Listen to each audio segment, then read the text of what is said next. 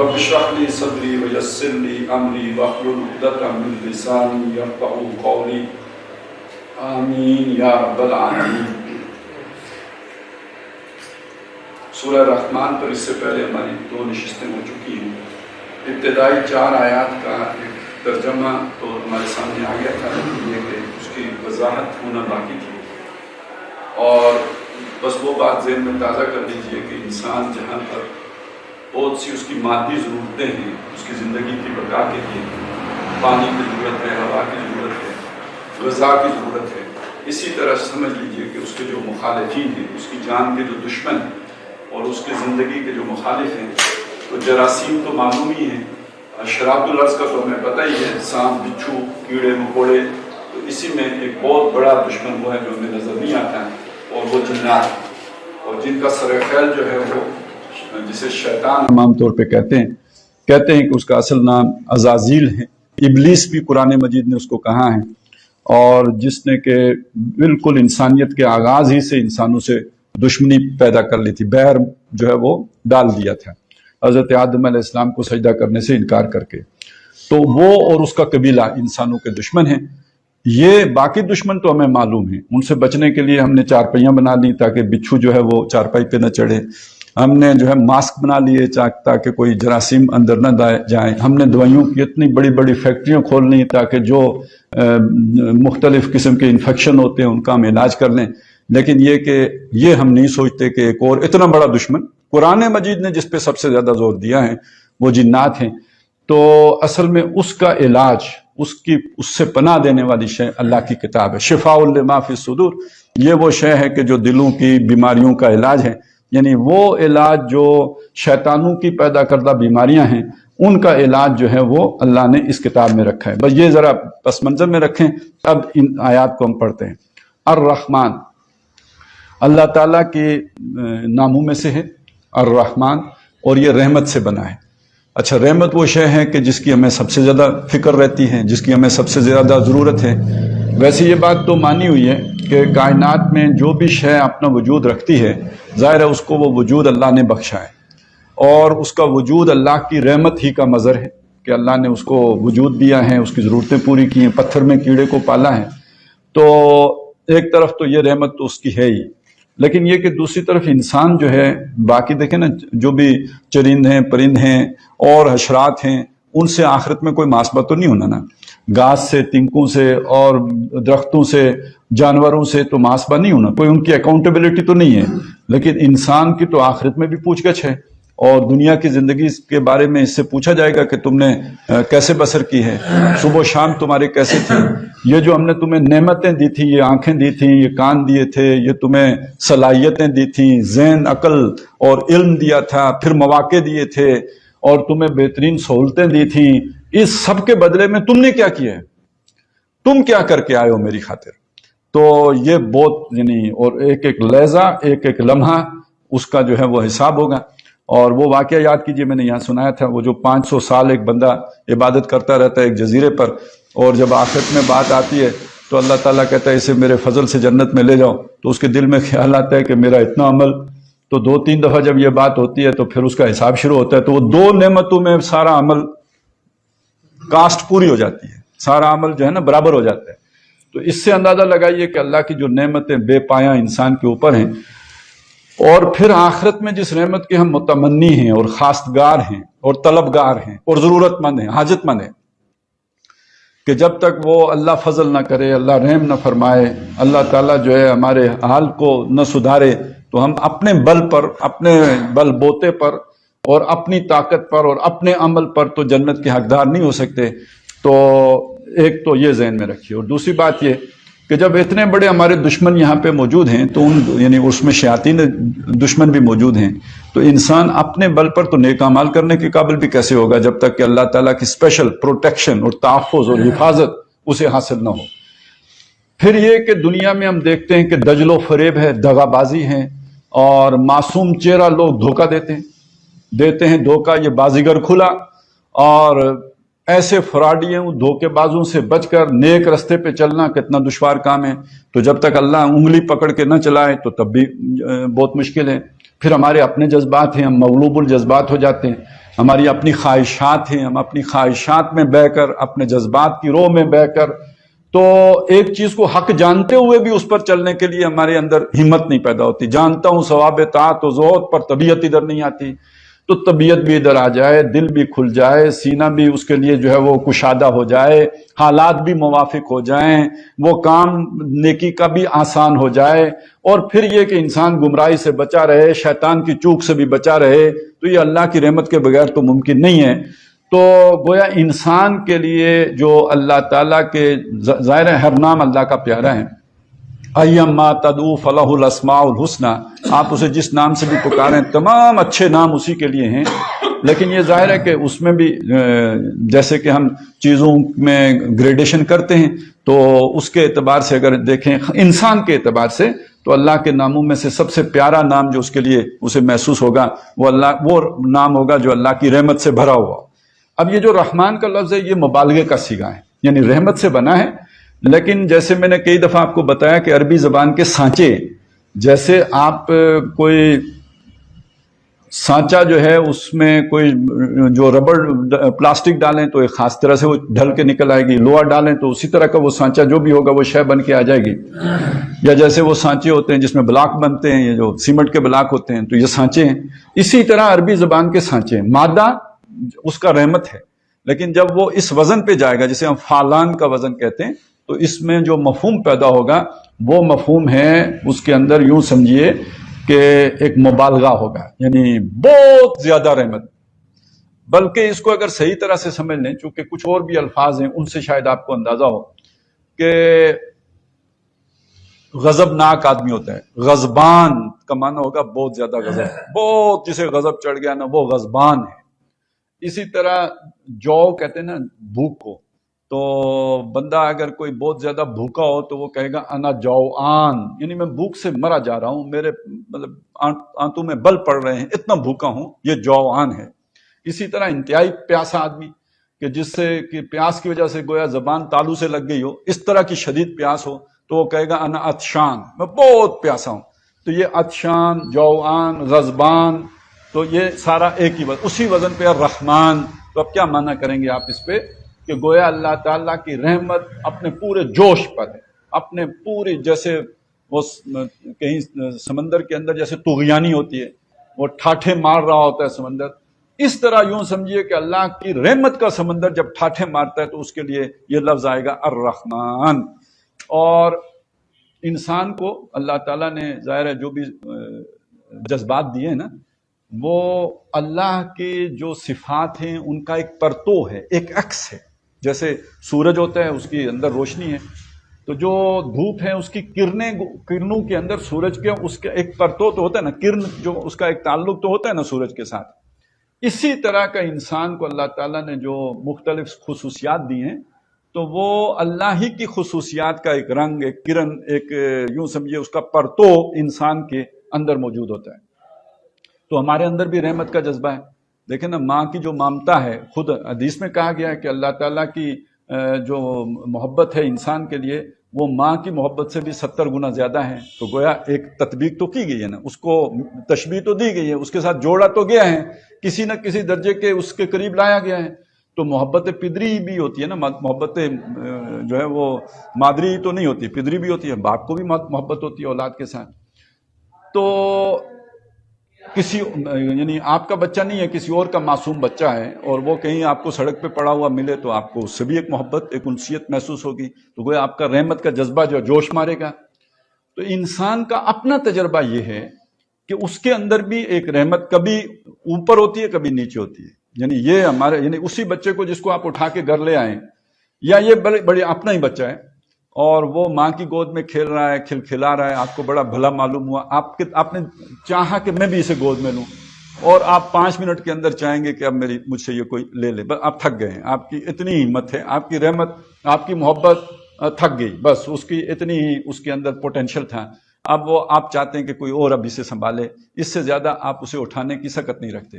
اب یہ ہمارے ذہن ہے، اور جس کے اندر یہ معلوم ہوتا ہے، یہ ہمارا تجربہ، یہ ہماری سوچ، یہ ہے ہماری پہنچ، یہ لہذا جس کی جتنی پہنچ ہوتی ہے اسی پہنچ کے مطابق وہ دوسرے کو بھی سمجھتے ہیں.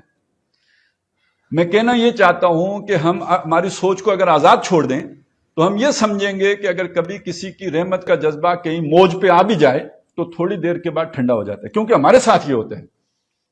تو اللہ کو ہماری اس کمزوری کا پتہ ہے، جبکہ اللہ کے اندر تو کوئی کمزوری نہیں ہے، اللہ کے اندر تو کوئی ہماری یہ کمی ہے، اللہ کے اندر تو کوئی کمی نہیں ہے۔ تو اس چیز کو ہمیں سمجھانے کے لیے الرحمن کے ساتھ عام طور پر ایک اور لفظ بھی لایا جاتا ہے، وہ الرحیم ہے، جیسے بسم اللہ الرحمن الرحیم، جیسے الحمدللہ رب العالمین الرحمن الرحیم۔ تو یہ آپ دیکھیں گے کہ اکثر و بیشتر الرحمن کے ساتھ الرحیم بھی آیا ہے۔ تو یہ ہمارے اس مغالطے کو دور کرنے کے لیے آتا ہے، کیونکہ یہ جو الرحیم والا سانچہ ہے، اس سانچے کے اندر جیسے اس میں مبالغے کا معاملہ ہے، اس میں مبالغہ ہے دوام کا اور استمرار کا، وہ فعل کہ جس کے اندر مداومت پائی جاتی ہے، جو ختم نہ ہو جاتا ہو، جاری رہتا ہو، تسلسل کے ساتھ جاری رہتا ہو، کنسسٹنٹ ہو، اس کو ہم لے کے آتے ہیں فاعل کے وزن پہ، رحیم کے وزن پہ۔ یعنی یہ عربی زبان کے اس باب کا یعنی اس وزن کا ایک خاصہ ہے۔ تو بتایا کیا جا رہا ہے، رحیم بھی رحمت سے، رحمان بھی رحمت سے۔ تو رحمان میں اللہ کی وہ جو صفت رحمت ہے وہ ٹھاٹھے مارتے سمندر کی طرح ہے، کبھی کبھی انسان کی رحمت بھی ٹھاٹھ مار جاتی ہے لیکن پھر بیٹھ بھی جاتی ہے۔ لیکن رحیم کے لفظ نے آ کے یہ بتایا کہ اللہ کی رحمت اسی جگہ پہ برقرار رہتی ہے، اس کے اندر کبھی کمی نہیں آتی، وہ پھر نیچے اس کا کوئی ڈاؤن ورڈ جو ہے وہ اس کی جو ہے وہ گراف نہیں بنتا، بلکہ وہ اسی سطح پہ برقرار رہتی ہے۔ یہ تسبیح کا بھی یہی مطلب، اللہ کو اس کے مقام بلند پر برقرار رکھنا، گویا اس کی اسماء و صفات کے اندر کسی طرح کی بھی کوئی کمی نہ کر دینا، کوئی کجی نہ کر، اس سطح پہ اسے برقرار رکھنا، اور یہ کہ اسے ہر کمی سے، ہر احتیاج سے، ہر ضرورت سے اور سے پاک ماننا۔ وہ کہتے ہیں پاکی بولنا، تو پاکی بولنے کا یہ مطلب ہے پاک سمجھنا، یعنی کوئی کمی اس کے اندر نہیں ہے، کوئی احتیاج نہیں ہے، کوئی اس کے ضرورت نہیں ہے، کوئی مجبوری نہیں ہے، کوئی کمزوری نہیں ہے، اس سے بلند ہے، بالا ہے، اس سے برتر ہے۔ یہ ہے اصل میں جو مفہوم بنے گا اس یعنی تسبیح کا۔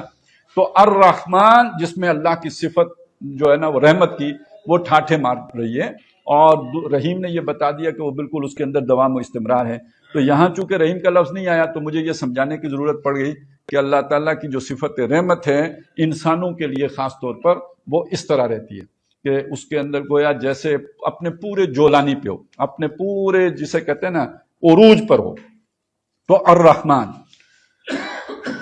اب ظاہر ہے جب کسی کی، جیسے اب اگلی بات کو سمجھ لیجئے کہ جب ہمیں کسی سے کوئی محبت پیدا ہوتی ہے، کسی کی طرف دل کھنچتا ہے، تو اب کوئی ہم ایکٹ کرتے ہیں، اس کے نتیجے میں کوئی عمل کرتے ہیں۔ جیسے میں نے مثال دی، بچہ اچھا لگا، آپ چاہیں گے گود لیں۔ تو کوئی بھی چیز جب آپ کو پھول اچھا لگے گا آپ اس کے قریب جائیں گے، سونگیں گے۔ جو شے آپ کو اچھی لگے کوشش ہوگی کہ آپ جا کے اسے ٹچ کریں۔ تو گویا ہر آپ نے جس شے کو اچھا محسوس کیا، جس کے لیے آپ کے اندر کوئی تڑپ پیدا ہوئی، آپ کے اندر کوئی جذبہ پیدا ہوا، کوئی رحمت پیدا ہوئی، کوئی محبت پیدا ہوئی، تو اس کے نتیجے میں کوئی نہ کوئی ایکشن ہوگا جس کا آپ سے صدور ہوگا۔ تو پہلے بادشاہ ہوتے تھے، بادشاہ سلامت خوش ہو کے کیا کرتے تھے؟ کوئی انعام دیتے تھے۔ بادشاہ سلامت خوش ہو کے کچھ جاگیر الاٹ کر دیتے تھے، جہاں بھائی تجھے 5 مربع زمین دے دی، اسی طرح ہوتا ہے نا، آج بھی وہ انعامات مل جاتے ہیں۔ بادشاہ سلامت نہیں ہے، لیکن یہ کہ بہرحال جن کے پاس جو اختیار ہوتا ہے وہ اپنے اختیار کے بامطابق کسی کو جو ہے وہ انعام سے نوازتے ہیں، کسی سے جب وہ خوش ہو جائیں۔ تو اب یہ رحمان کی جب رحمت اپنے پورے جوبن پہ آئی تو اس نے انسانوں کو کیا انعام دیا؟ علم القرآن، اس نے انسان کو قرآن کا علم سکھایا۔ ویسے آپ اگر گہرائی میں اتر کے دیکھیں گے تو جو علم جس کسی کے پاس بھی ہے، شعوری ہو یا غیر شعوری ہو، دیکھیے بھینس کے پاس بھی علم ہے۔ کس چیز کا علم ہے؟ گھاس کھانے کا علم ہے۔ گھاس کھانے کا ایک طریقہ ہے، آپ نہیں کھا سکتے، آپ کھانا بھی چاہیں تو جس طرح آسانی سے بھینس کھا لیتی ہے آپ نہیں کھا سکتے۔ تو بھینس کو یہ علم کس نے دیا؟ گھاس کھانے کا علم اللہ نے دیا ہے۔ اس کی سارے جو ضرورتیں ہیں گھاس کھانے کی وہ بھی اس کے اندر رکھ دی ہیں، بھائی ایسے دانت چاہیے، اس طرح یہ جو ہے وہ گھاس کو جو ہے وہ کاٹے گی، یہ سارا اس کو صلاحیتیں بھی دے دی اور وہ کام کرنے کا طریقہ بھی سکھا دیا۔ لیکن بھینس کو یہ پتہ نہیں ہے کہ میرے پاس یہ علم ہے، یہ علم ہے اس کے پاس، غیر شعوری ہے۔ اس میں سب سے فنکار چیز کیا ہے؟ شہد کی مکھی۔ یعنی آرٹسٹ ہے، شہد کی مکھی آرٹسٹ ہے کہ وہ جس طرح اپنا گھر بناتی ہے، دنیا کی بڑے بڑے انجینئر حیران ہیں کہ اتنی چھوٹی جگہ پہ اتنی کم سپیس میں اتنی جو ہے نا وہ بڑی تعمیر کر لینا جیسے کہ وہ کر لیتی ہے. یہ تو یعنی انجینئرنگ کی دنیا کا ایک آرٹ ہے، ایک اسٹیٹ آف آرٹ ہے کہ جو آپ کے سامنے آئے گا، جو مکھی کا کام ہے. یہ اسے کس نے سکھایا؟ یہ علم اسے کس نے دیا؟ یہ اللہ کا دیا ہوا علم ہے. ایک انسان ہے وہ نہ اللہ کو مانتا ہے نہ نبی. میں عوانوں سے انسانوں کی طرف آ گیا ہوں. انسانوں کا اور عوانوں کا بنیادی فرق یہ ہے کہ عوانوں کے پاس جو علم ہے اس کا انہیں شعور نہیں. انسانوں کے پاس جو علم ہے اس کے ساتھ خود شعوری بھی حاصل ہے. مجھے پتہ ہے میں بول رہا ہوں. بھینس جو ہے نا وہ جو ہے وہ آواز بھی نکال رہی ہوگی، اسے شعور نہیں ہوگا کہ میں کیا کر رہی ہوں، لیکن مجھے پتہ ہے کہ میں بول رہا ہوں، آپ کو پتہ ہے کہ آپ سن رہے ہیں. تو انسانوں کو شعور بھی ہوتا ہے، ایک اضافی علم بھی ان کے پاس ہے. تو اب جب ہم انسانوں میں آئے تو انسانوں میں دو قسم کے لوگ ہیں. ایک وہ ہیں جو اللہ کی جو پیغمبر جو علم لے کے آئے اس کو مانتے ہیں، اور دوسرے وہ ہیں جو اسے نہیں مانتے. تو جو نہیں مانتے جنہیں ہم کافر کہتے ہیں، کیا ان کے پاس علم نہیں ہوتا ہے؟ ان کے پاس بھی علم ہے. اللہ نے آنکھیں ان کو بھی دی ہیں، کان ان کو بھی دیے ہیں، دماغ ان کو بھی دیا ہے، تو وہ بھی آنکھوں سے دیکھتے ہیں، کانوں سے سنتے ہیں، اور اپنے جو حواس خمسہ ہیں ان کے ذریعے سے مختلف چیزوں کو محسوس کرتے ہیں. وہ سارا ڈیٹا جو ان سے ان کو فیڈ ہوتا ہے دماغ کو، اس کو پروسیس کرتے ہیں، نتیجہ نکالتے ہیں. تو علم تو ان کے پاس بھی ہوتا ہے. اچھا، یہ ساری فنکشننگ انسانوں کو کس نے دی؟ کس کا دیا ہوا ہے یہ سارا علم؟ تو یہ اس کا ذکر آتا ہے نا قرآن مجید، وَلَا تَقْفُ مَا لَيْسَ لَكَ بِهِ عِلْمٌ إِنَّ السَّمْعَ وَالْبَصَرَ وَالْفُؤَادَ كُلُّ أُولَٰئِكَ كَانَ عَنْهُ مسئولا. کہ تم اپنا موقف نہ بناؤ کسی ایسی شے پر جس کے لیے تمہارے پاس علم نہ ہو. کیوں؟ کہ اللہ نے تمہیں سماعت دی ہے، اللہ نے تمہیں بصارت دی ہے، اللہ نے تمہیں دماغ دیا ہے. ان سب کے بارے میں پوچھو گی کہ تم نے جو موقف بنایا تھا اپنی عقل کی بنیاد پر بنایا تھا یا توہم پرستی کی بنیاد پر بنایا تھا، سپرسٹیشن تھی، ایک بس تکا تھا جو تم نے لگا لیا تھا، یا سوچ سمجھ کے اپنا موقف بنایا تھا. تو وَلَا تَقْفُ مَا لَيْسَ لَكَ بِهِ عِلْمٌ إِنَّ السَّمْعَ وَالْبَصَرَ وَالْفُؤَادَ كُلُّ أُولَٰئِكَ كَانَ عَنْهُ مسئولا.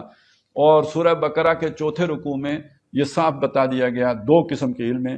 وَعَلَّمَ آدَمَ الْأَسْمَاءَ كُلَّهَا. آدم کو اللہ تعالیٰ نے ہر طرح کے جو چیزوں کے خواص تھے، یہ اسماء کا مطلب یہ چیزوں کی خاصیات، یہ آگ ہے، یہ جلاتی ہے، یہ پانی ہے، یہ ٹھنڈا کرتا ہے، یہ خاصیات کا علم اللہ تعالیٰ نے آدم علیہ السلام کے اندر رکھ دیا.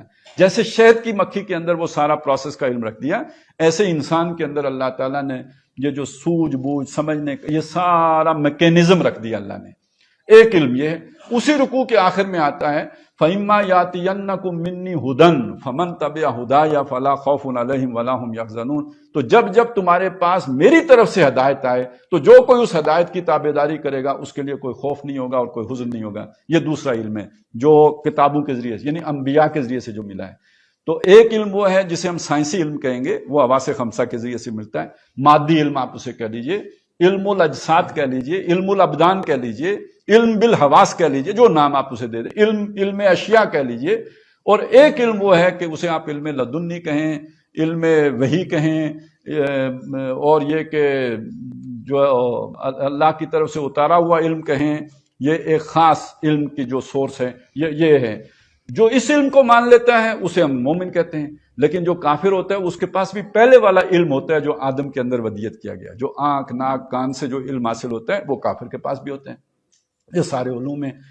تو اب یہاں پہ اصل میں یہ بات کہی گئی ہے جو سمجھنے کی بات ہے کہ انسان کی جو اللہ تعالیٰ نے جو اس پر سب سے بڑا کرم کیا ہے، جو سب سے بڑی نعمت دی ہے، جو سب سے اس کی رحمت کا سب سے بڑا مظہر ہے، وہ یہ ہے کہ اللہ نے اس کو قرآن کا علم دیا ہے. اب یہ دیکھیں جو سلسلہ وحی ہے، وحی تو حضرت آدم علیہ السلام کے پاس بھی آئی نا، وحی تو حضرت نوح علیہ السلام کے پاس بھی آئی. ان سے درمیان میں بھی 2 نبی گزر گئے. پھر یہ سلسلہ رکا نہیں، ہمیشہ نبی آتے رہے. تو کوئی تورات لے کے آیا، کوئی انجیل زبور لے کے آیا، کوئی انجیل لے کے آیا.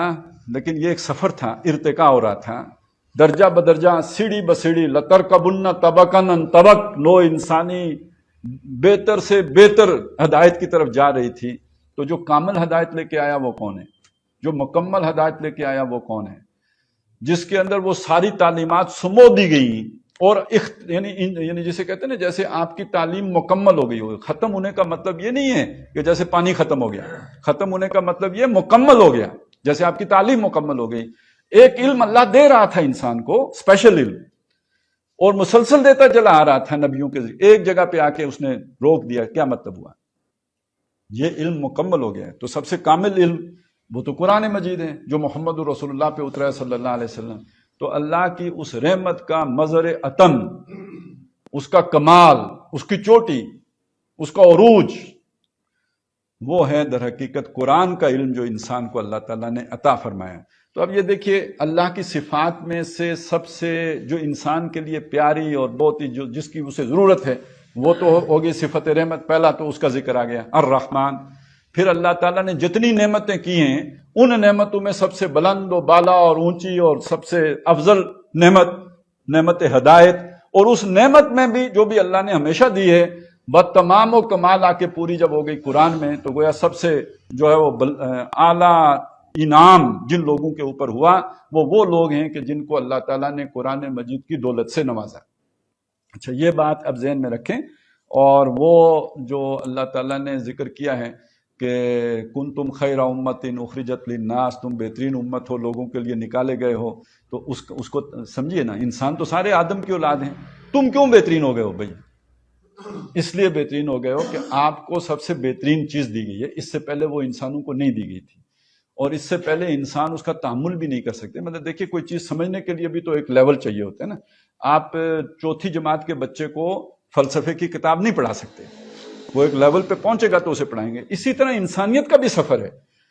آج جہاں پہ انسان کی سوچ ہے، سمجھ ہے، یہ جسے ہم کہتے ہیں جنریشن گیپ پیدا ہو جاتا ہے. بھائی آنے والے جو مخلوق ہوتی ہے وہ پہلے والوں سے زیادہ سیانے ہو جاتے ہیں، اور ان کے آپس میں اس وجہ سے جو ہے وہ کمیونیکیشن ایشوز پیدا ہو جاتے ہیں. تو آنے والی نسل زیادہ جو ہے، اب دیکھیں نا، جو اب ہم جس ایرا میں داخل ہو گئے ہیں، ڈیجیٹل ایرا ہے، ٹیکنالوجی کا دور ہے. تو اب ہم لوگ تو اکثر و بیشتر جو 50-60 کے آس پاس ہیں، زیادہ تر لوگ وہ ہیں جنہیں نہ کمپیوٹر کا پتہ ہے. موبائل بھی ہم نے جتنے اچھے رکھ لیے ہوں تو 2-3 فنکشن ہی ہم جانتے ہوتے ہیں، اس سے زیادہ تو ہمیں پتہ بھی نہیں ہوتا. تو لیکن یہ کہ ادھر جو ہے نا 10 سال کا بچہ ہوگا، 8 سال کا ہوگا، اور ٹک ٹک ٹک ٹک ٹک وہ جو ہے نا سارا پتہ نہیں کیا کیا اس کا جانتا ہوتا ہے. لگتا ہے کہ پیدائشی طور پر واقف تھا اس کا، اور ہمیں سمجھ نہیں آ رہی ہوتی. تو آنے والی نسل پہلی نسل سے ذرا ایڈوانس ہی ہوتی ہے. اس طرح یہ انسانوں کا سفر آگے بڑھا تو انسان بھی اس قابل ہوا کہ وہ قرآن مجید کے علم کو سمجھ سکے، تو اللہ نے وہ کتاب عطا فرمائی نا. تو یہ اس اعتبار سے وہ لوگ جن کو اللہ تعالیٰ نے اس کتاب کے لیے چن لیا، وہ پوری نوع انسانی کے بہترین لوگ ہیں. کنتم خیر امت اخرجت للناس، اور کذالک جعلناکم امۃ وسطا واجتباکم، اس نے تمہیں چن لیا. اور اسی طرح ثم اورثنا الکتاب الذین اصطفینا من عبادنا. تو یہ ساری آیتیں آپ سامنے رکھیں تو یہ بتا رہی ہیں کہ در حقیقت اللہ تبارک و تعالیٰ نے انسان پر جو سب سے بڑا انعام کیا ہے وہ ہدایت ہے، جو الہدا کی صورت میں انسانوں کے ہاتھوں تک پہنچا دی گئی ہے. اچھا، اب اسے خالص عقلی سطح پہ بھی سمجھ لیجئے. عام طور پر ہم سمجھتے ہیں کہ صحت بہت بڑی نعمت ہے. بالکل نعمت ہے، کیا شک ہے اس میں؟ نعمت ہے. اولاد نعمت ہے، کوئی شک نہیں کہ نعمت ہے.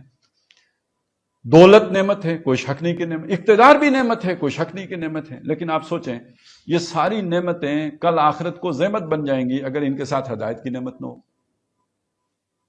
صحت اچھی ہوگی تو آپ 70 سال میں کی عمر میں بھی اگر جوان ہیں تو کرتوتے ہی کریں گے نا. اگر آپ کے ساتھ ہدایت نہیں ہے تو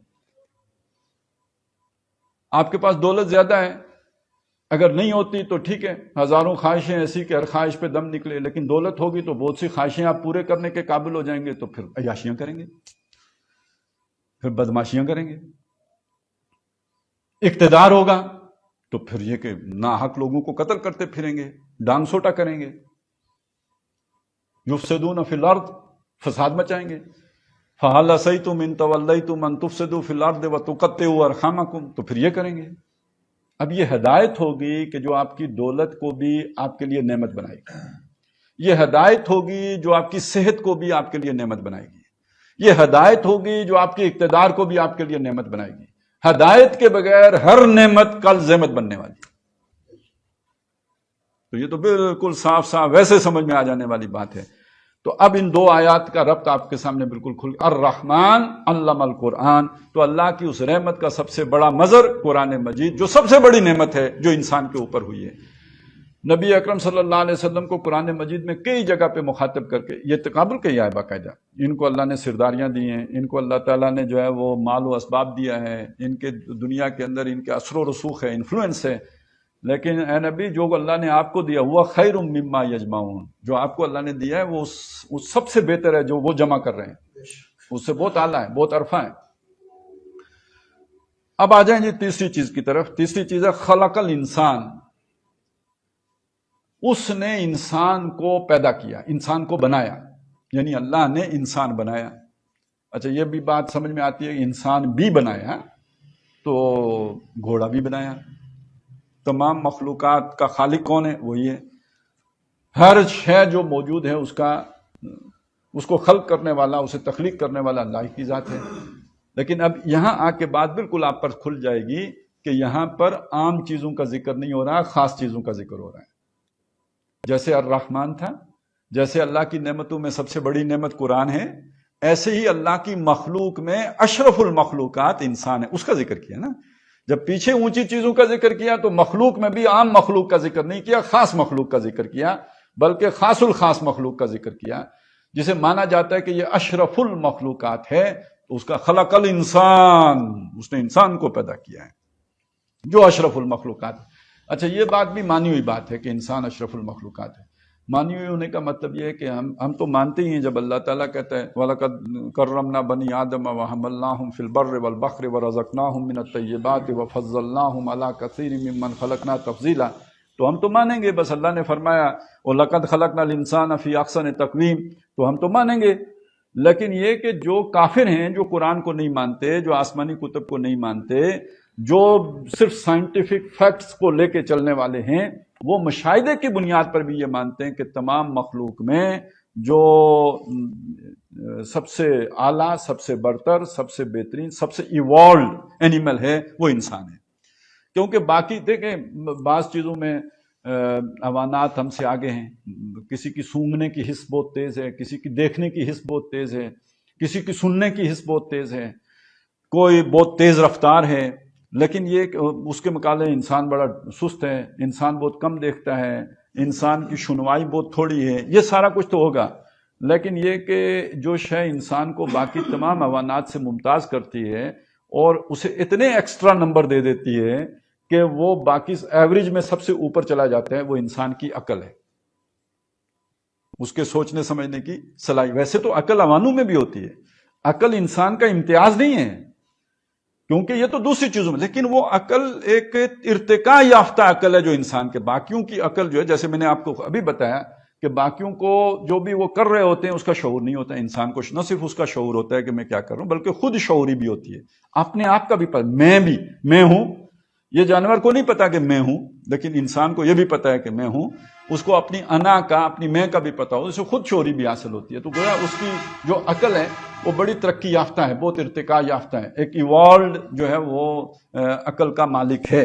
تو یہ چیز دنیا میں ہمیشہ فلاسفہ بھی مانتے آئے، اور اس کے ساتھ ساتھ اب سائنٹسٹ بھی مانتے ہیں کہ یہ جو ایوولوشن ٹری ہے، یعنی ان کا ماننا، یہ سائنسدانوں کا ماننا تو یہ ہے نا کہ زندگی کا آغاز ایک کیڑے سے ہوا۔ میں بہت سادہ بات آپ کے ساتھ کر رہا ہوں۔ پھر وہ یعنی پہلے تو وہ جو جمادات تھے، پھر نباتات ہوئیں، پھر یہ کہ حیوانات میں جو پہلی جاندار وہ ایک کیڑے کی شکل بنی، پھر آگے کرتے کرتے کرتے یہ مختلف حیوانات بنے، پھر ان حیوانات میں ایوولوشن ہوا۔ تو وہ عام طور پہ وہ جو کہانی بندر وغیرہ والی اور وغیرہ سنائی جاتی ہے، تو پھر کرتے کرتے کرتے یہ انسان کی شکل بن گئی۔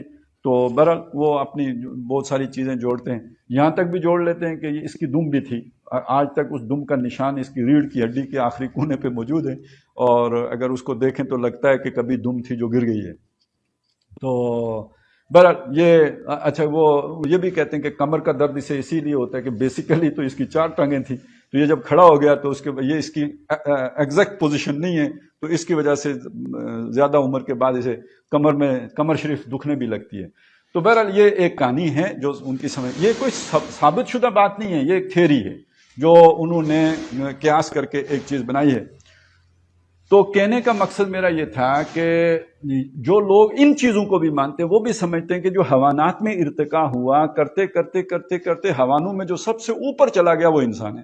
تو گویا اشرف المخلوقات ہونے پر انبیاء اور سائنسدانوں کے درمیان اتفاق ہے، اگرچہ کہ اس کی بنیادیں بالکل مختلف ہیں. سائنسدان اسے ایک سب سے ترقی یافتہ حیوان سمجھتے ہیں، لیکن یہ کہ قرآن مجید انسان کو حیوان نہیں کہتا، وہ اسے حیوان سے اوپر لے کے جاتے ہیں. وہ انسان کا معاملہ اور اشرف، اور جب انسان کو قرآن اشرف کہتا ہے، ذرا اس بات کو سوچئے جہاں تک سائنس کبھی پہنچ ہی نہیں سکتی کہ فرشتوں سے بھی سجدہ کروائیں اسے. تو یہ حیوان کی بات نہیں ہے، اس سے بہت آگے کی بات ہو گئی ہے. فَإِذَا سَوَّيْتُهُ وَنَفَخْتُ مِن رُّوحِي وَنَفَخْتُ فِيهِ مِن رُّوحِي فَقَعُوا لَهُ سَاجِدِينَ. تو یہ تو بہت ہی وَلَقَدْ كَرَّمْنَا بَنِي آدَمَ وَحَمَلْنَاهُمْ فِي الْبَرِّ وَالْبَحْرِ وَرَزَقْنَاهُمْ مِنَ الطَّيِّبَاتِ وَفَضَّلْنَاهُمْ عَلَىٰ كَثِيرٍ مِّمَّنْ خَلَقْنَا تَفْضِيلًا. تو اللہ تعالیٰ نے تو انسان کو بہت بلند مقام بتایا ہے اپنی کتابوں میں، لیکن یہ کہ یہاں تک تو کم از کم سائنسدان بھی مانتے ہیں کہ تمام مخلوقات میں سب سے ترقی یافتہ جو مخلوق ہے وہ انسان ہے. تو اللہ کی صفات میں سب سے اونچی صفت ہمارے اعتبار سے الرحمن، پھر اس کا جو مظہر اتم ہے، جو ہم کھانا کھاتے ہیں یہ بھی اللہ کی رحمت ہے، جو ہم ایک دوسرے سے بات چیت کرتے ہیں جو محبت، یہ بھی اللہ کی رحمت ہے. لیکن یہ کہ سب سے بڑی رحمت یہ ہے کہ اللہ تعالیٰ نے ہمیں ہدایت کی دولت سے نوازا ہے اور قرآن جیسی دولت سے نوازا ہے. اور اسی طرح اللہ نے جو کچھ بھی بنایا ان میں سب سے چوٹی کی جو مخلوق اللہ نے بنائی وہ انسان ہے. علمہ البیان، انسان کو بہت سی صلاحیتیں دی، ابھی میں نے وہ بات بھی کی تھی. لیکن یہ کہ بہت سی صلاحیتوں میں حیوان اس سے آگے ہیں، لیکن جو انسان کی سب سے ممتاز صلاحیت ہے جو کسی اور میں نہیں ہے، میں نے کہا تھا نا عقل میں انسان ممتاز نہیں ہے، اور حیوانوں میں بھی عقل ہوتی ہے، تھوڑا بہت ان میں یعنی پروسیسنگ بھی ہوتی ہے. چیونٹی بھی اگر آپ وہ چل رہی ہو نا تو آپ اس کے آگے ایک دفعہ تیلی رکھیں تو وہ جو ہے نا اس کے بعد جو ہے وہ رکے گی، دائیں دیکھے گی بائیں آخر وہ کوئی فیصلہ کر کے کہیں ٹرن لے لے گی. اس کا مطلب ہے اس کی عقل بھی کام کر رہی ہوتی ہے. حیوانوں کو بھی آپ دیکھیں جو وہ پہچان رہے ہوتے ہیں کسی نہ کسی درجے میں کہ کون مجھے روز گھاس ڈالتا ہے، اس کے ساتھ ان کا بیہیویئر اور ہوتا ہے. اجنبی بندہ چلا جائے تو ان کا بیہیویئر اور ہو جاتا ہے. تو اس سے پتہ یہ لگا کہ کچھ نہ کچھ عقل ان کے اندر بھی ہوتی ہے. تو عقل میں تو انسان باقیوں میں ممتاز نہیں ہے. یہ بات ضرور ہے کہ انسان کی عقل باقیوں سے اعلیٰ و ارفع ہے، لیکن یہ والی جو صفت اللہ تعالیٰ نے بیان کی ہے کہ انسان بیان کر سکتا ہے. بیان کا مطلب کیا ہے؟ میرے اندر کچھ خیالات ہیں، میرے اندر کوئی سوچ ہے، میرے اندر کچھ تصورات ہیں، میں ان کو الفاظ کا جامہ پہنا کر اپنے خیالات کا اظہار کر سکتا ہوں. جسے ہم کہتے ہیں اظہار ما فی الضمیر. آپ نے یہ لفظ سنا ہوگا، یہ جملہ. تو یہ کیا چیز ہوتی ہے؟ اظہار، ظاہر کرنا. کیا ظاہر کیا آپ نے؟ ما فی الضمیر، جو میرے اندر چھپا ہوا تھا، آپ نہیں جانتے تھے میرے دل میں کیا ہے، اس کو میں نے الفاظ کی صورت میں آپ کے سامنے ظاہر کر دیا. اچھا، ہم یہ بھی کہتے ہیں میں اپنے جذبات کا اظہار الفاظ میں نہیں کر سکتا. یعنی وہ جو میرے اندر آپ کے لیے محبت ہے، عقیدت ہے، احترام ہے، اس کے لیے میرے پاس الفاظ ہی نہیں ہیں کہ میں اپنے دل کے جذبات آپ کے سامنے کھول کر بیان کر سکوں. گویا اظہار ما فی الضمیر ممکن نہیں. تو بہرحال یہ ان مثالوں سے سمجھ لیجئے کہ بیان کا مطلب کیا ہے. یعنی اپنے خیالات، اپنی سوچ، اپنے جذبات کی ترجمانی بصورت الفاظ کرنا، الفاظ کی صورت دے کر دوسرے تک اپنی بات، اپنے جذبات کو کنوے کر دینا. یہ انسان کی الگ الگ تھلگ صلاحیت. ایک دنیا میں اللہ تعالیٰ نے کسی اور مخلوق کو بیان کی صلاحیت نہیں عطا فرمائی ہے. اس میں انسان ممتاز ہے، یہ اس کی چوٹی کی صلاحیت ہے گویا، اور ممتاز صلاحیت ہے، اکلوتی صلاحیت ہے. اس میں کسی کوئی اس کے مقابل ہے ہی نہیں، وہ تنہا ہے.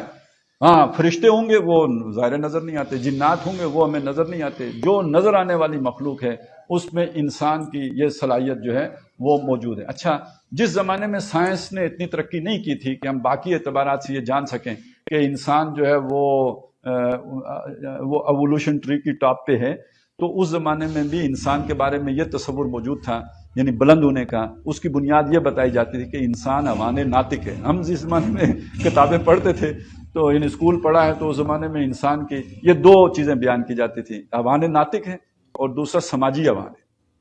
یعنی باقی حیوانات مل جل کے نہیں رہتے، یہ وہ حیوان ہے جو مل جل کے کنبے بنا کر، گھر جو ہے نا قبیلے بنا کر، محلے آباد کر کے رہتے ہیں. باقیوں کا یہ معاملہ نہیں ہے. تو لیکن یہ کہ چونٹیاں بھی ایسی کرتی ہیں، شہد کی مکھیاں بھی ایسی کرتی ہیں.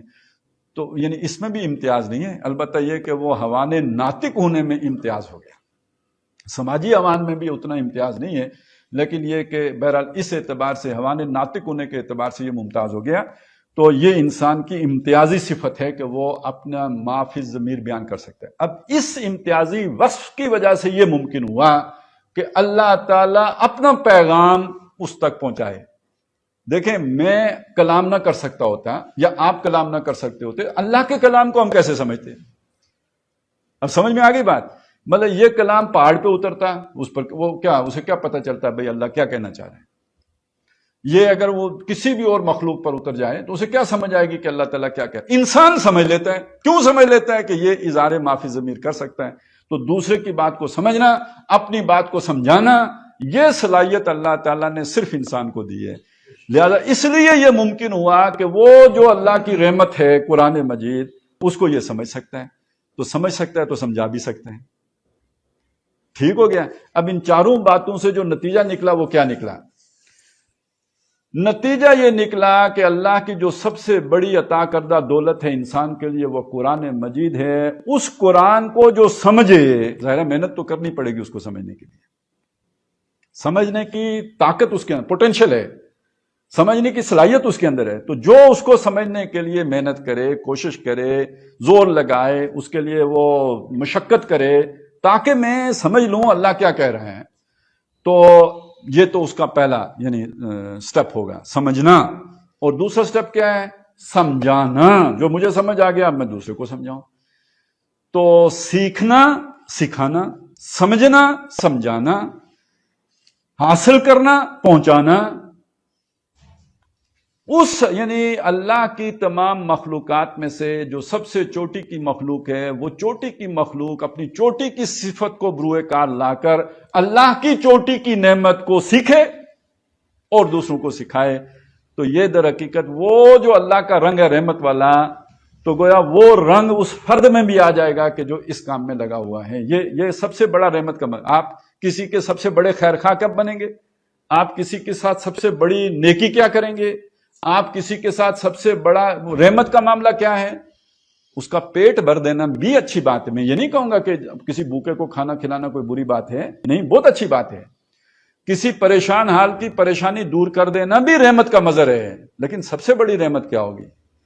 سب سے بڑی ہمدردی کیا ہے؟ سب سے بڑی خیر خواہی کیا ہے؟ کسی کے ساتھ سب سے بڑی نیکی کیا ہے؟ جو اللہ کی سب سے بڑی نعمت ہے وہ اسے سکھائی جائے. ٹھیک ہو گیا. اس میں کوئی مطلب کوئی سائنس تو نہیں ہے نا، راکٹ سائنس تو نہیں ہے نا، بڑی آسانی سے سمجھ میں آتا ہے. تو یہ وہ چیز ہے جسے اللہ کے نبی صلی اللہ علیہ وسلم نے بیان کیا. آپ نے اکثر سنا ہوگا، لیکن میرا خیال ہے کہ اتنی باریکی سے سوچا نہیں ہوگا کہ حضور نے فرمایا خیرکم من تعلم القرآن وعلمہ. تم میں سب سے بہترین وہ ہے جو قرآن کو سیکھے اور سکھائے. تو یہ چاروں آیتوں کو جوڑ کر جو چیز نکلی وہ نبی صلی اللہ علیہ وسلم کے اس قول مبارک میں بیان ہو گئی. اچھا، اب یہ یہاں تک ہمیں سمجھ تو آ گئی. یقین بھی ہو گیا یا نہیں اس کا پتہ ہمارا عمل بتائے گا. یعنی یقین اگر ہو جائے تو پھر ہم سیکھیں، یقین اگر ہو جائے تو پھر ہم سکھائیں اور اس کو اولویت دیں، اسے ترجیح دیں. تو یہ بہرحال ہر آدمی اپنا جائزہ خود لے سکتا ہے کہ میرے اندر اسے سیکھنے کا کتنا شوق پیدا ہو گیا. تو اس کا مطلب ہے ان باتوں پر یقین آ گیا. اور اگر وہ سیکھنے کے بعد دوسرے کو سکھانے کا کتنا مادہ پیدا ہو گیا تو معلوم ہوا کہ اس کے اندر یقین ہو گیا. نہیں تو وہ بات ہم نے سن تو لی، خیرکم من تعلم القرآن وعلمہ، ہمارا اس پر یقین نہیں پیدا ہوا. اچھا، اگلی بات یہ بھی سن لیں. انسان کی کوئی محرومی ہو، یعنی وہ کچھ کرنا چاہتا ہو نہ کر پایا ہو اپنی زندگی میں، مجبوریاں ہوتی ہیں. ظاہر ہے وہ ایک ہوتا ہے نا ہمارا محاورہ جمعیاں تو بودیا پلمیا، مطلب مجبوریاں پڑ گئیں، ذمہ داریاں آ گئیں، تو بہت سی خواہشیں جو ہیں وہ دل میں رہ گئیں. تو جب کچھ خواہش آپ کی دل میں رہ گئی ہو، آپ کیا کرتے ہیں زندگی میں؟ اس خواہش کو پورا کرنے کا کوئی دوسرا موقع کب آتا ہے؟ جو آپ حاصل نہیں کر سکے، آپ کی خواہش ہوتی ہے کہ میں اپنی اولاد کو حاصل کرواؤں. یہ ایک بڑا کامن فیکٹر ہے کہ اپنی محرومیوں کا ازالہ انسان جو ہے وہ اپنی اولاد کو وہ نعمت دے کے تو وہ ایک سوچتا ہے کہ چلیں اس کی کسی درجے میں تلافی ہوگی. کوئی شخص بہت محروم رہ گیا، پڑھ نہیں سکا، ان پڑھ آدمی کے اندر زیادہ خواہش ہوگی کہ وہ اپنی اولاد کو پڑھائے. اتنے پڑھے لکھے کوئی اندر شاید اتنی خواہش نہ ہو جتنے ان پڑھ کے اندر ہوگی. تو اسی پر قیاس کر لیجئے کہ ایک شخص فرض کریں وہ قرآن نہیں سیکھ پا رہا ہے یا نہیں، اب اس کی عمر اس درجے میں پہنچ گئی ہے، لیکن یہ کہ اسے سمجھ آ گئی ہو تو پھر یہ کہ اس کی خواہش پیدا ہوگی کہ اس کی اولاد تو کم از کم یہ چیز بنے.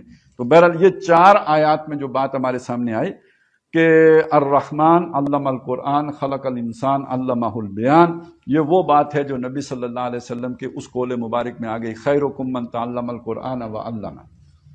اور یہی یعنی اس اعتبار سے اب سمجھ لیجئے کہ ہر انسان، ہر مومن، اس کے اوپر جو قرآن مجید کی ذمہ داریاں عائد ہوتی ہیں، یعنی ان آیات کی روشنی میں اگر ہم سمجھیں تو کیا کریں کہ بھئی یہ حق ادا ہو جائے. تو پہلی بات تو یہ ہے کہ یہ یقین رکھیں کہ یہ اللہ کا کلام ہے. یہ بھی اب حالات ایسے آ گئے کہ اس کی ضرورت پڑ جاتی ہے، اور یہ یقین سب سے پہلے محمد رسول اللہ نے خود اپنے اندر پیدا کیا. آمن الرسول بما انزل الیہ من ربہ والمؤمنون، ایمان لائے رسول صلی اللہ علیہ وسلم اس پر جو ان کی طرف، ان کے رب کی طرف سے نازل کیا گیا، یعنی قرآن. اس پر سب سے پہلا ایمان لانے والا کون؟ محمد رسول اللہ. والمؤمنون، تمام ایمان والے ایمان لائے. تو پھر ہمیں بھی تو دل و جان سے اس پہ ایمان لانا ہے نا. تو پہلا تقاضا تو یہ. دوسرا تقاضا یہ کہ ہم اسے پڑھا کریں اور یعنی اپنی تلاوت کا معمول بنائیں. صورتیں جو جتنی یاد ہو سکتی ہیں انہیں یاد کریں. ہر عمر میں بندہ یاد کر سکتا ہے. یہ نہیں کہ آپ بس قل ہو اللہ آخر پڑھ لی تو وہ کفایت. کیا چلیں، جسے 10 آتی ہیں، جسے 2-3 آتی ہیں وہ 10 تک پہنچے، جسے 10 آتی ہیں وہ 20 تک پہنچے، 40 تک پہنچے. جسے آخری پارہ آتا ہے تو وہ اس میں 2 پارے کر لے، 3 پارے کر لے. تو گویا اس طرف ہر وقت انسان لگا رہنا چاہیے. یہ پڑھنے کے اندر یہ شامل ہے تاکہ جب ہم نماز میں پڑھیں تو زیادہ سے زیادہ پڑھ سکیں. اصل میں تو قرآن، یہ جو قیام ہے نماز کا اہم ترین جز جو قیام ہے، اور نوافل میں تو ہونا ہی یہ چاہیے کہ انسان زیادہ سے زیادہ قرآن پڑھ سکے. جتنا آپ کو حفظ ہوگا اتنا ہی پڑھ سکیں گے نا. تو اس حفظ کے ذخیرے میں بھی انسان اضافہ کر رہے، ہر عمر میں کرتا ہے. یہ نہیں کہ یہ چھوٹے بچوں کی ذمہ داری ہے کہ وہ حفظ کریں. آپ پورا نہیں کر سکتے کوئی پرابلم نہیں، جتنا کر سکتے ہیں اتنا کرتے رہیں. میں نے بتایا نا 3 صورتیں آتی ہیں تو 10 کا ٹارگٹ رکھ لیں، 10 آتی ہیں تو 40 کا ٹارگٹ رکھ لیں. وہ کر لیں، پارے کا رکھ لیں، 2 پاروں کا کر لیں، آخری منزل کا کر لیں. یہ آپ اسے لے کے چلتے رہیں. تو یہ تو دوسری بات ہوگی. تیسری بات یہ ہے، اور ظاہر ہے یہ بھی سیدھی سمجھ میں آنے والی بات ہے، میں اس میں نہیں جا رہا، جو احادیث اور ان میں نہیں جا رہا، کیونکہ وہ میں آپ کے سامنے رکھوں تو ٹائم اور گزر جائے گا. میں سیدھی بات جو لاجک سے سمجھ میں آتی ہے وہی کہہ رہا ہوں. اب ظاہر ہے یہ کتاب آئی تو ہدایت کے لیے نا، ہدا ہے، ہدایت لینا، گائیڈنس صرف پڑھنے سے تو نہیں ملے گی. ٹھیک ہے نا، گائیڈنس آپ کو ملے گی تب جب آپ اسے سمجھیں گے. بھائی میں اگر انگریزی میں بات کرنا شروع کر دوں اور یہاں پہ 40 بندوں کو وہ سمجھ ہی نہ آئے تو میں گائیڈنس تو نہیں دے سکتا نا. میں اس زبان میں بات کروں گا جو آپ کو سمجھ میں آتی ہے تو تب رہنمائی دے رہا ہوں. اب اللہ نے اپنی جو رہنمائی ہمیں دی ہے وہ عربی زبان میں دی ہے، پہاڑی میں نہیں دی، اردو میں نہیں دی. وہ ہم جو بولیاں سمجھتے ہیں ان میں نے عربی زبان میں دی. تو جب تک ہم اسے یا تو وہ زبان سیکھیں یا جن لوگوں نے اس کی ٹرانسلیشنز کی ہیں، ترجمے کیے ہیں، تفسیریں لکھی ہیں وہ پڑھیں اردو میں، ہماری زبان میں، تو تب جا کے ہمیں سمجھ آئے گی کہ اللہ تعالیٰ کیا ہم سے کہہ رہے ہیں. سمجھ کی بات تو تب ہے. اور ظاہر ہے یہ سمجھ. اچھا اب یہاں پہ ایک بات اور نوٹ کر لیجئے. ہمیں معلوم ہے کہ ہم جب ایک حرف بھی پڑھتے ہیں نا تو اس پہ بھی 10 نیکیاں ملتی ہیں. ہم نے الف لام میم پڑھا تو 30 نیکیاں مل گئی. یہ بالکل صحیح بات ہے. لیکن اب آپ سوچیں کہ اہمیت زیادہ کس کی تھی؟ سمجھنے کی تھی. تو اب ایک آدمی نے سمجھ کے پڑھا تو اس کی نیکیوں کی مقدار کیا ہوگی؟ یہ تو صرف پڑھنے پر اگر اتنی نیکیاں ہیں، ویسے تو انگلی پھیرنے پہ بھی نیکیاں ہیں، اس کی زیارت کرنے پہ بھی نیکی ہے، ثواب ہے. لیکن پڑھنے پہ ایک ایک حرف پہ 10 نیکیاں ہیں. تو سوچئے سمجھنے پہ کتنی نیکیاں ہوں گی. اس سے اگلی بات ہے، اصل جو بات ہے کہ سمجھا بھی کیوں؟ شیطان کو تو اس پورے کی سمجھ ہے کہ نہیں سمجھ ہے، لیکن شیطان کو سمجھنے کا کوئی فائدہ ہے؟ کوئی نہیں. تو سمجھنا اصل میں رہنمائی کسی نے دی ہے تو کس کام کے لیے؟ عمل کرنے کے لیے، اس کی پیروی کرنے کے لیے، اس پر چلنے کے لیے. تو چوتھی جو تقاضا ہے وہ یہ کہ اس پر چلا جائے. پہلا اسے مانا جائے، دوسرا اسے پڑھا جائے، تیسرا اسے سمجھا جائے، چوتھا اس پر عمل کیا جائے، اور 5واں یہ کہ دوسروں کو سمجھایا جائے، دوسروں تک پہنچایا جائے. یہ 5 ذمہ داریاں اصل میں یہ اس کے نتیجے میں ایک انسان پر ان پر اگر عمل پیرا ہوتا ہے تو گویا اس نے ان 4 آیات کو سمجھ کر اپنی زندگی کو ان کے مطابق استوار کر لیا، ڈھال لیا ہے، اپنے کردار کے اندر ان آیات کو سمو لیا ہے. الرحمن علم القرآن خلق الانسان علمہ البیان. سبحان